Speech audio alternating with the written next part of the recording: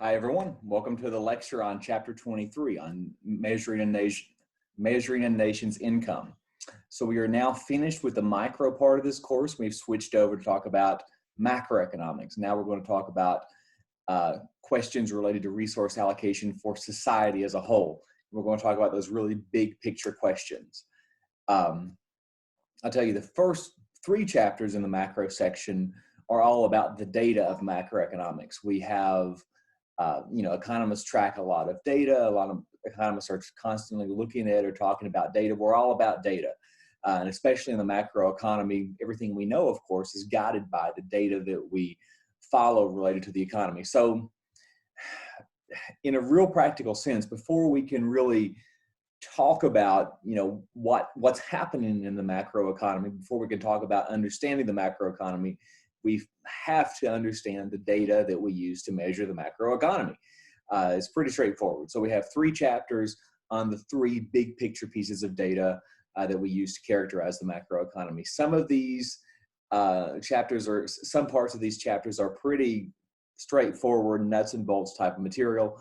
But there are some really interesting little tidbits associated with these pieces of data that you have to understand to really understand the macroeconomy. You can't just look at them in a simple sense. So the lecture, even though it's somewhat nuts and bolts, it'll still be, I think, an important lecture in a lot of ways. Let's do screen share. I'm actually going to switch over to a PowerPoint presentation this time, and have you follow along with me in the PowerPoint. So first question is just, how do we measure the size of the economy as a whole, right? We want to know if the economy is growing or getting smaller, or if the economy is already big or bigger than this economy. We have to understand how to measure the size of the economy as a whole. So for that, we use the term gross domestic product. I know that's a really sexy and exciting term, but whatever. GDP, gross domestic product. It's the total market value of all the goods and services produced in an economy in a given period of time. The total market value. Here we measure output in terms of market value. If we produce a car that's $25,000, that contributes $25,000 to GDP. If we produce a car that's $50,000, that contributes $50,000 to GDP. Everything that we produce is measured, everything that we record in GDP is measured in terms of its market value. That has to be the case. That's the only way you could possibly compare apples to oranges. You have to measure in terms of market value. It's the total market value of all the final goods and services produced in an economy. GDP only looks at those final goods. It doesn't look at intermediate goods. So for example, we produce steel, but then we produce a car that uses that steel. Well, we don't count the steel because it's an intermediate good. We only count the car, the final good. We produce cotton.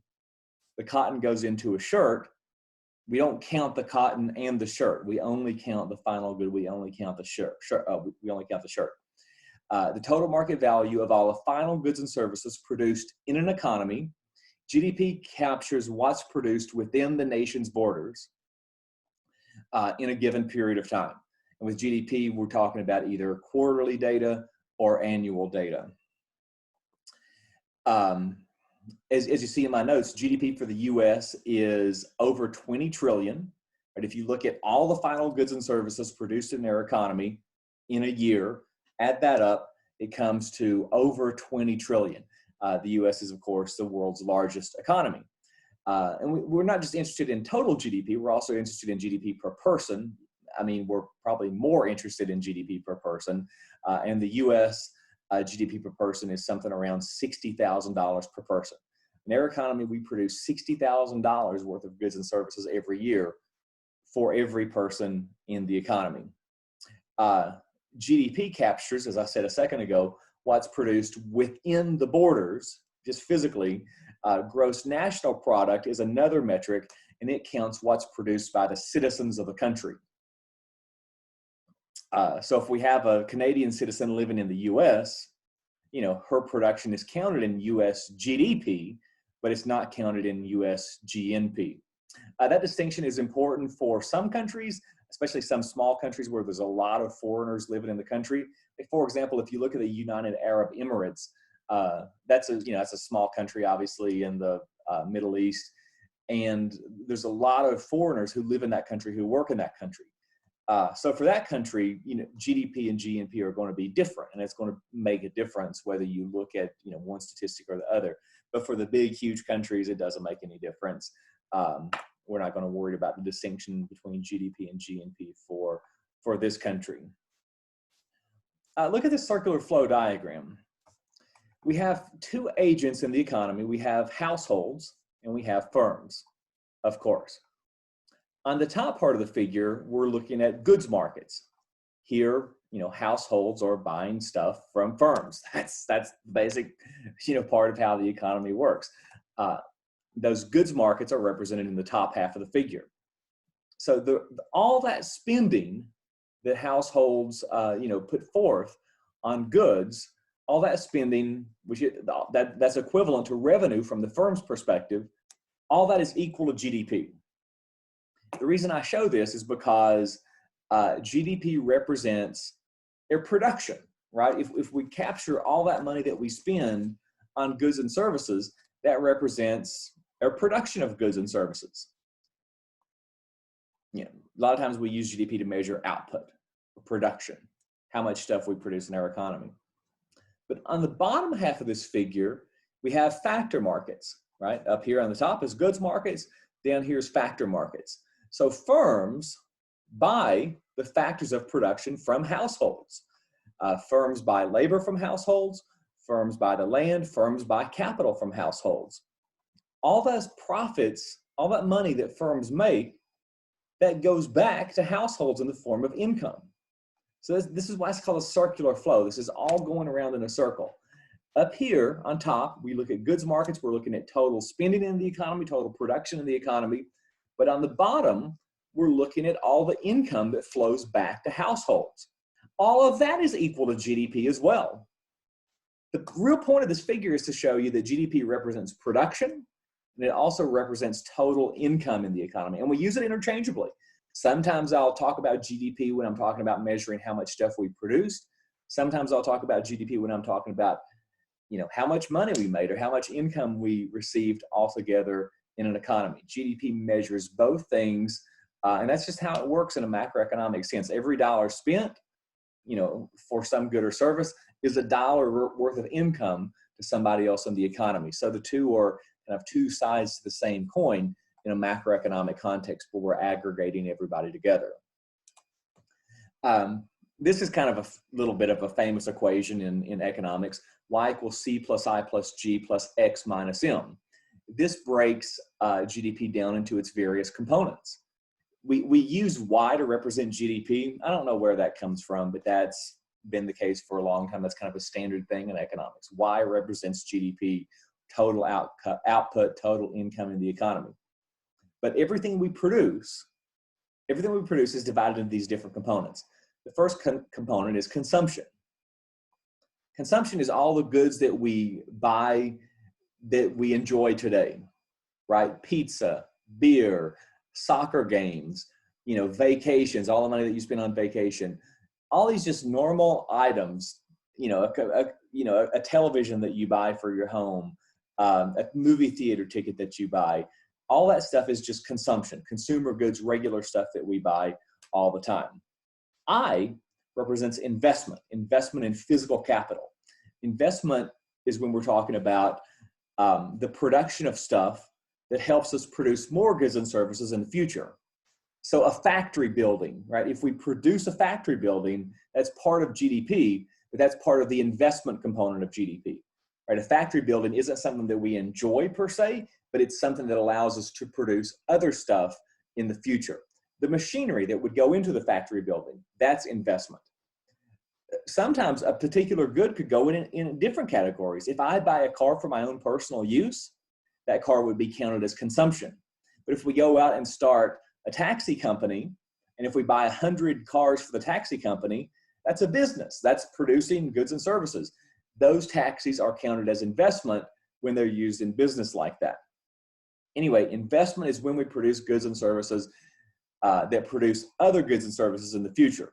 And an important little thing to note there is houses are part of investment. If we build a house, that house is counted as an investment this year.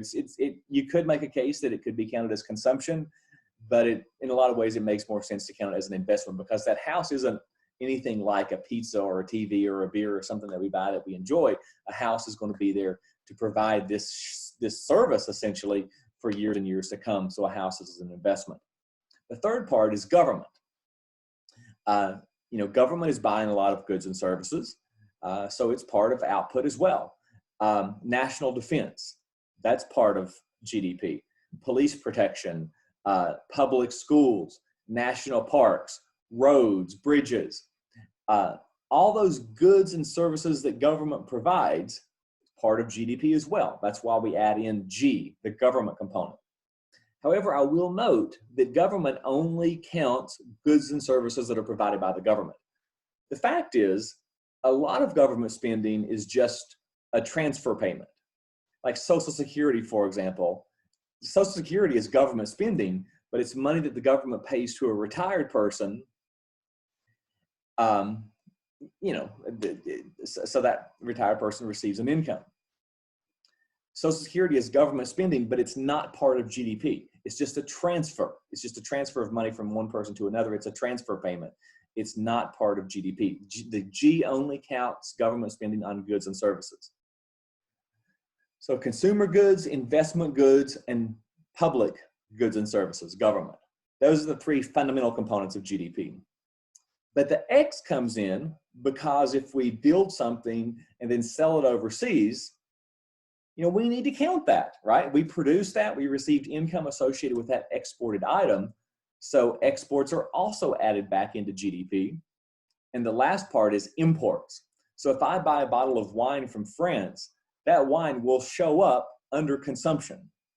But it's not supposed to show up because it came from France. It was produced in France. So we have to subtract it back out to make sure that a bottle of wine bought from France doesn't actually increase US GDP. So we subtract back out imports. We've already used I for investment. So instead of I, we use M for imports. So consumption, everything we produce is divided into consumer goods, investment goods, government goods, and goods that we exported, and come back and subtract out imports. That's GDP. Sometimes exports can also be referred to as net exports, which is just exports minus imports. So sometimes you'll see it written as C plus I plus G plus NX, net exports.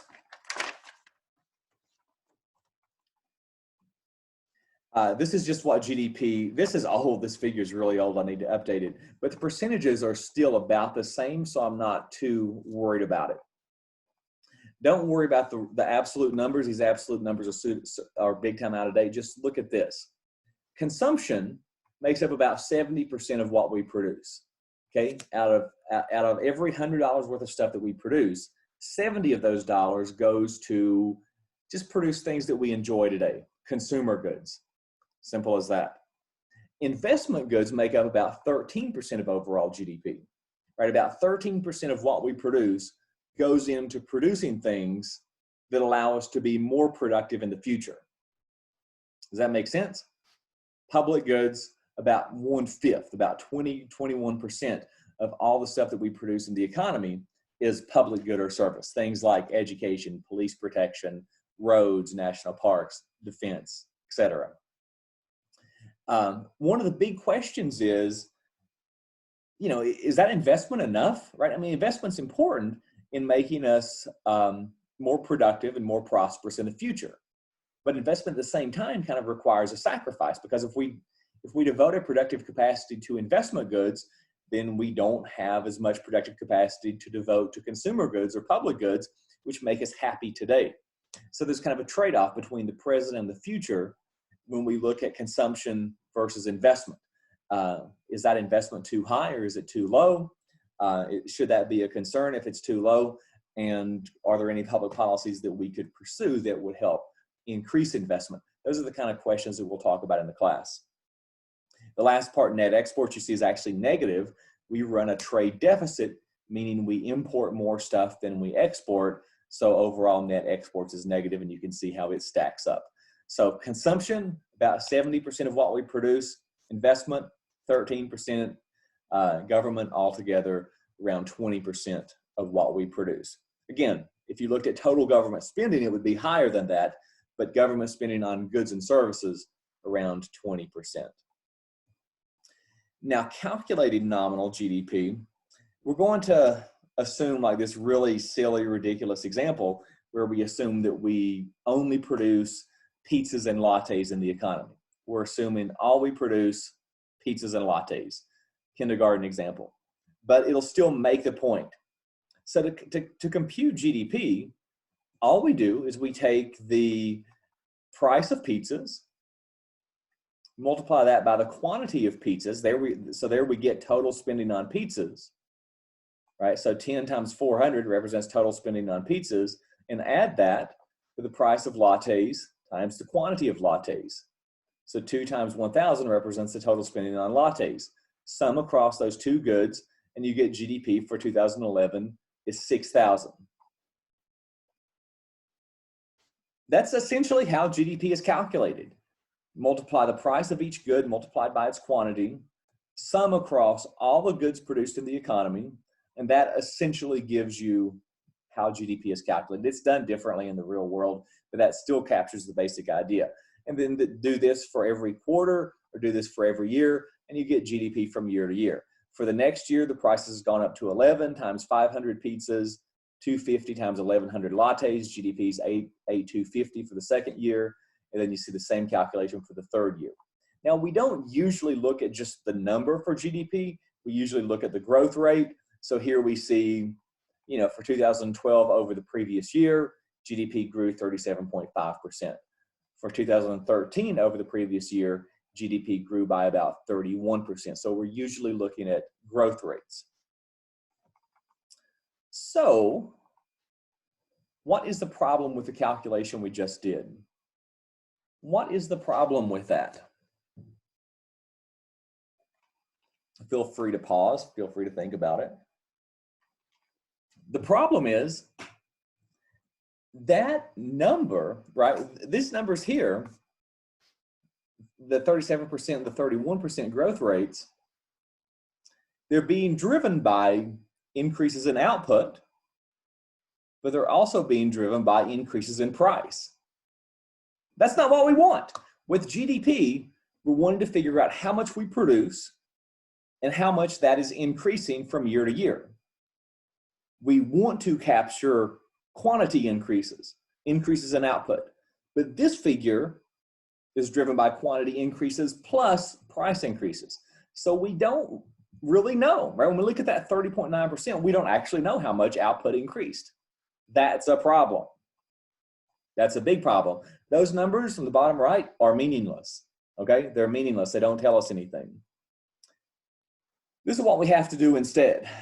Instead of calculating the raw GDP calculation, which is what we refer to that as nominal GDP, instead of that, we want to calculate real GDP. So real GDP is a calculation that allows us to abstract away from those price changes. It allows us to control for those price changes, or you might say it allows us to control for that inflation in prices. So to calculate real GDP, you have to pick a year as your basis for comparison. It's arbitrary, it doesn't matter, but you pick a year as your basis of comparison. You pick your base year. In this example, we're just going to pick the first year as the base year.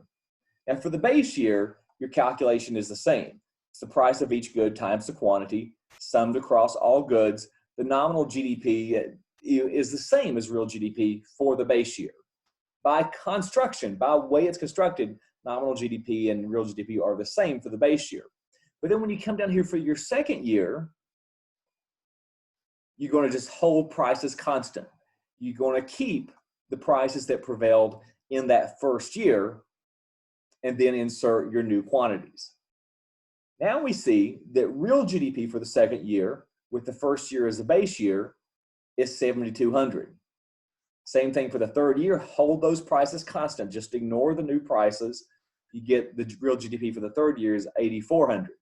And now we're looking at a 20% increase for the second year over the previous year, and then a 16.7% increase for the third year over the previous year.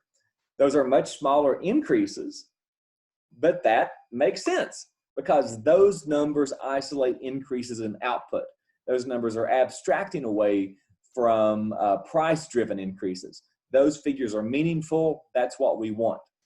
We almost never talk about nominal GDP. The only reason I show nominal GDP is just to help you understand how GDP is calculated and how we have to adjust GDP to get away from those inflation-driven increases and look instead at real GDP, where we actually control for inflation, where we isolate increases in output. So, anytime you see GDP growth in the news, or anytime I talk about GDP growth or whatever, people are always talking about increases in real GDP. You're almost never going to see somebody going around talking about increases in nominal GDP because that's just, nobody cares about that. Real GDP is always what we care about. The GDP, there's supposed to be a line right here, like right between nominal GDP is supposed to be a line. The GDP deflator, there you see how it's calculated. It's nominal GDP divided by real GDP multiplied by 100, scaled by 100. So nominal GDP and real GDP, as we just said, are by definition the same in the base year. So the GDP deflator will necessarily be 100 in the base year. But then for years beyond the base year, just think about it. How much is nominal GDP inflated because of price increases, right? Is it 10%, 20%, 30%? The GDP deflator is one way that you can measure or track inflation in the economy, right? If you just look at the ratio of nominal to real GDP, that captures inflation. If nominal GDP is twice as high as real GDP, well, that means that prices have, basically double the GDP figure. That's going to give you a 100% inflation.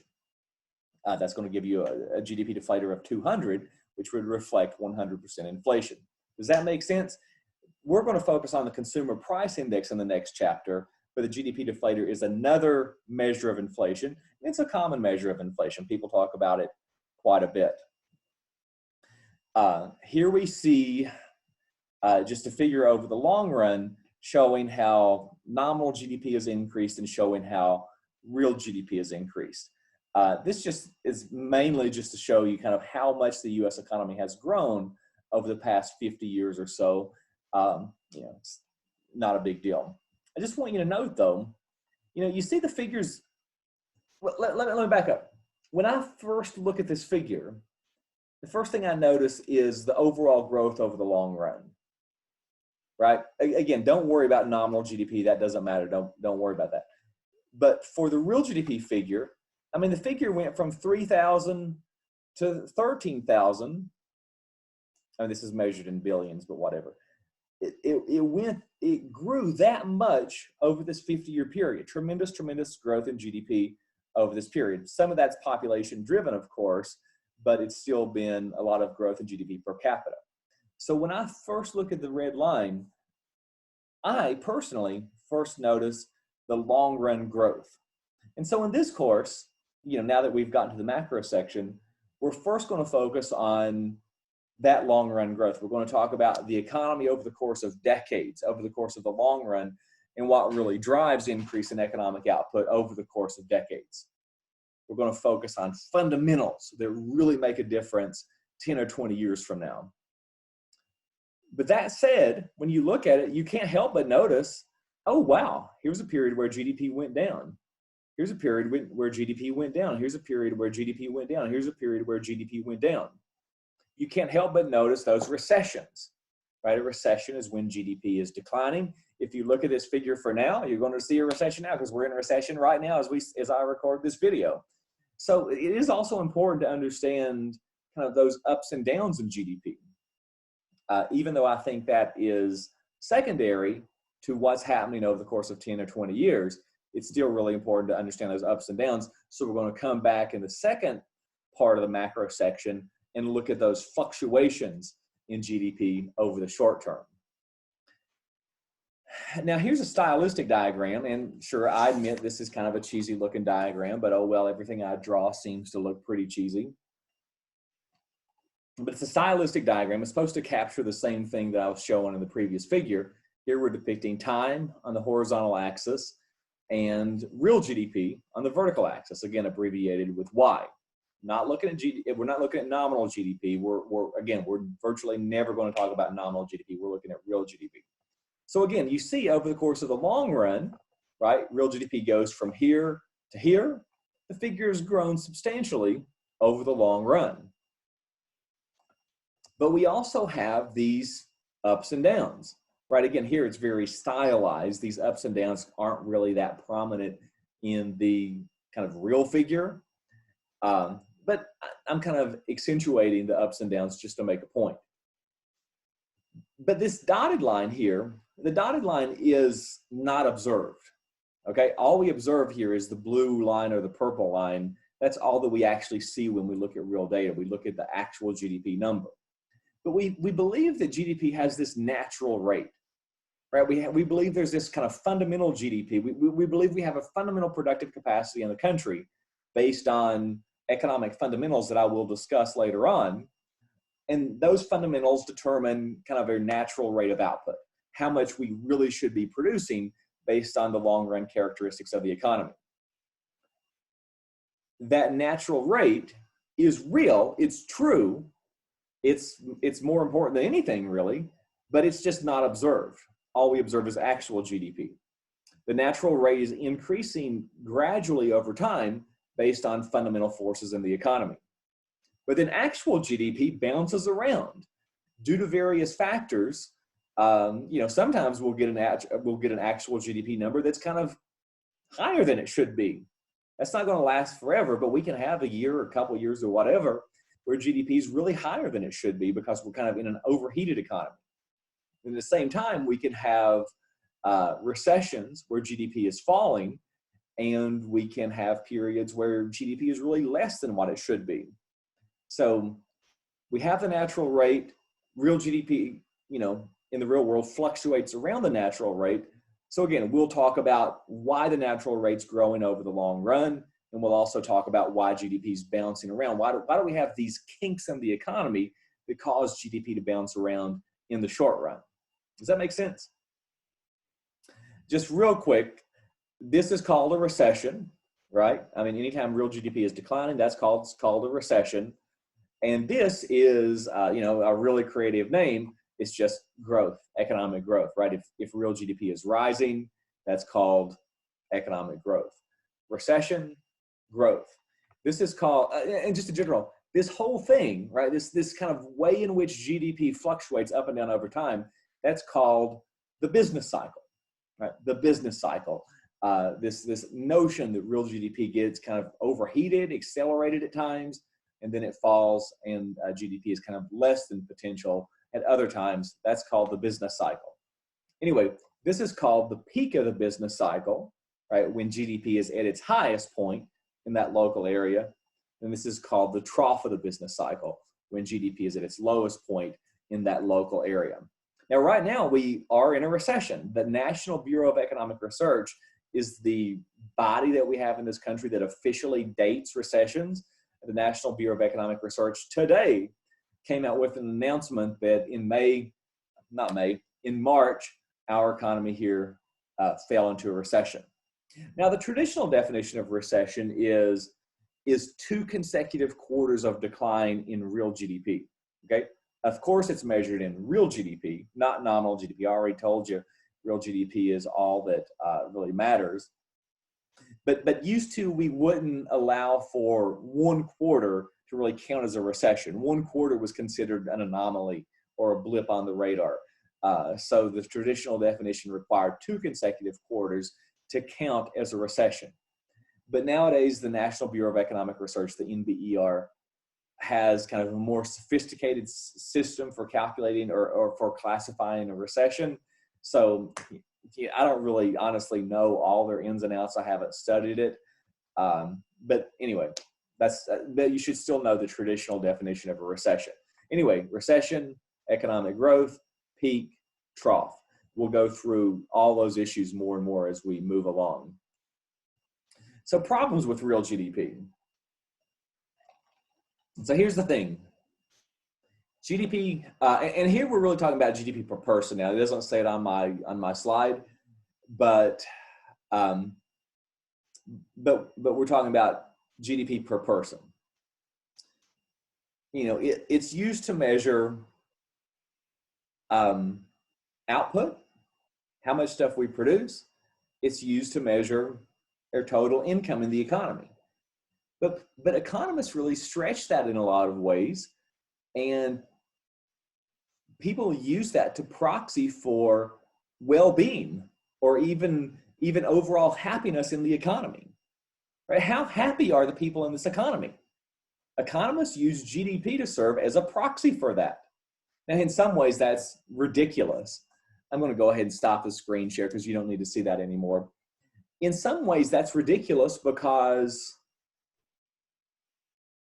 you know, there's obviously more to happiness than material goods that we produce. So, you know, it's kind of a stretch to use GDP as a proxy or some kind of weird measure to capture happiness or overall well-being or overall utility in a society. But we still use GDP to proxy for that. Now, for one thing, you know, so if we're going to use GDP in that sense, we need to understand the shortcomings of GDP because we don't want to put too much faith in the statistic. We want to understand how much power the statistic really has. So first and foremost, you see listed there in my notes, it's straightforward. GDP doesn't account for income distribution. GDP is total output divided by total population. Now, if income is distributed relatively evenly in the economy, that may be okay, you know, at capturing how well off is the average person in the economy. But if GDP is very unevenly distributed, where we have a small percentage of the population controlling a vast amount of the output or of the income, and then the masses just get a very small percentage of the overall income of the economy, the GDP per person may kind of overstate how well off the average person is. Does that make sense? With a very uneven income distribution, GDP may overstate how well off the average person is. Because really we're using GDP per person to capture some average. We're not using it to capture how well off is someone at the top end of the income distribution. We're wanting it to capture average. So income distribution certainly skews that, right? GDP per person is a good starting point. If you're really trying to assess a country, you have to move on and look at other statistics as well, and income distribution is an important statistic to look at. If we had more time, I could show you a lot of statistics that show income distribution across the world. That's very, very interesting, and I'd actually encourage you to go online and kind of look at measures of how income distribution varies across the world and between Europe and the US and between rich countries and poor countries. It's very, very fascinating stuff. Anyway, the second one is GDP doesn't capture goods that are not formally traded in markets. Okay, so get this. If you buy a tomato in the store, it's captured in GDP. But if you grow a tomato in your backyard, it's not captured in GDP. Even though we have a tomato consumed in both cases, and probably the one in your backyard is even better, one is captured in GDP, the other is not captured in GDP. That makes no sense. That's not good. That's a problem with GDP. If I mow my own lawn, which I did last night, that's not captured in that's not captured in GDP. But if I hire somebody to mow my lawn, it is captured in GDP. It makes no sense. It's a problem with GDP. If I take care of my own kids over the summer, it's not captured in GDP. If I pay some daycare center to take care of my kids, it is captured in GDP. It makes no sense.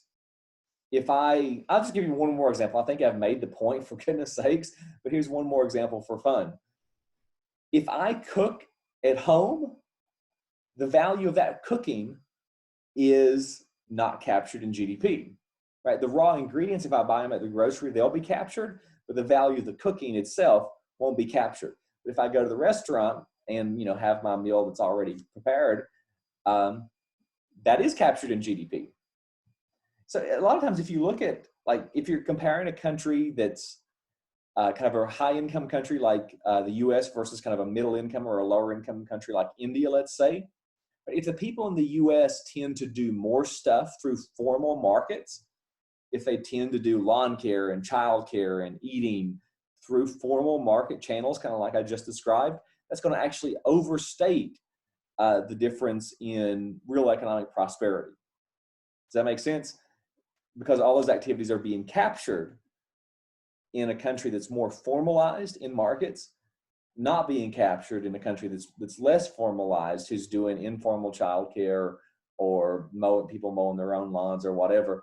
That's going to overstate the difference in GDP in this cross-country comparison. That's bad. That's a problem with GDP. And if you're going to use GDP as a measure of quality of life or something like that, you need to be aware of that. Another issue is environmental quality, right? Some things related to the environment can be captured in GDP, but certainly there's a lot related to the environment that's not captured. So for example, in the 1970s, we realized, wow, our economy is getting dirty. We had the Clean Air Act, we had the Clean Water Act. We started making a lot of changes that would help clean up our environment. In some cases, those changes required us to sacrifice industrial production, and that lowered GDP. So if you just looked at GDP, you'd be like, oh, this country's worse off because GDP's fallen. We have the Clean Air Act, we have the Clean Water Act, the country's worse off, that's bad. But it wasn't bad, right? We wanted to clean up our environment. We made a conscious effort to sacrifice that industrial production for a cleaner environment, right? The environment is an amenity that we want to consume and enjoy. But since environmental cleanliness is not captured in GDP, the statistic was skewed, and you could really get a misleading assessment of how well the economy is doing as a result. And the next one is leisure time. GDP doesn't count for leisure. Suppose this is true. Just here's a kind of stereotypical example. Suppose that France and Germany have the same productive capacity. Suppose they have the same ability to produce stuff. Suppose they have the same technology. Suppose they have the same kind of machinery and equipment. Suppose that their people have kind of similar levels of education and training and job preparedness. France and Germany, let's just say they can produce the same amount of stuff. But the people in France, they have different preferences. They have a different culture. The people in France prefer to take more time off. They're willing to sacrifice some industrial production. They're willing to sacrifice some income so they can have a longer vacation, so they can take all of August off for just a vacation holiday month. If you just look at GDP, since Germany doesn't take as much vacation, if you just look at GDP, you would conclude, oh, the Germans are better off than the French. But that's not necessarily true. It's just that the French may be consciously deciding that they prefer more leisure time, but the value of leisure isn't captured in GDP. So that's another reason, that's a fourth important reason why GDP may be skewed. Now, I personally think that GDP is still a good statistic to use to capture quality of life or overall well-being in the economy. It's not a perfect statistic, not by any means. If you're going to really provide an in-depth assessment of kind of how well off this economy is, GDP is a good starting point, but you have to go further and you have to look at other statistics as well. But GDP is a meaningful statistic. It's not good for precise comparisons. Like the US and Canada, for example, are pretty close, right? GDP per person between the US and Canada is pretty close. So GDP may not be so great at making comparisons at that precise of a level where the countries are pretty close together. But say the US versus Panama, there's a big difference in GDP, and I would feel comfortable making conclusions based on that GDP differential between the US and Panama because the difference is so big. And also, if you looked at other statistics, I'm not going to show you this, but if you were to look at other statistics that you might think of in terms of kind of capturing quality of life, like here's something, right? What's the infant mortality rate? How many kids die before they reach age 1 or age 5? How many people can read? How many people have a high school education?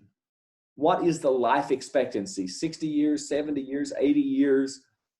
How many doctors are there? How much malnutrition is there? Those are statistics that you might think of if you were trying to construct a measure to capture happiness or well-being in the economy. And I'll tell you that, to a very strong extent, those types of statistics correlate very highly with GDP. So even though it seems like GDP might be too narrow to use as kind of some measure for happiness, other measures that you think of, fact of the matter is they usually correlate highly with GDP. So my conclusion overall is that GDP is still a pretty good first pass at trying to assess overall well-being in an economy when you look at GDP per person. Anyway, that's the introductory lecture into GDP. Hopefully that got you started. I mean, you need to read the book as well. And of course, we'll have a quiz over this material, but hopefully that gave you a pretty good first assessment on kind of what the GDP statistic is. And then we'll go on to talk about other statistics, and then we'll use those statistics to actually understand what's happening in the macroeconomy. Talk to you soon.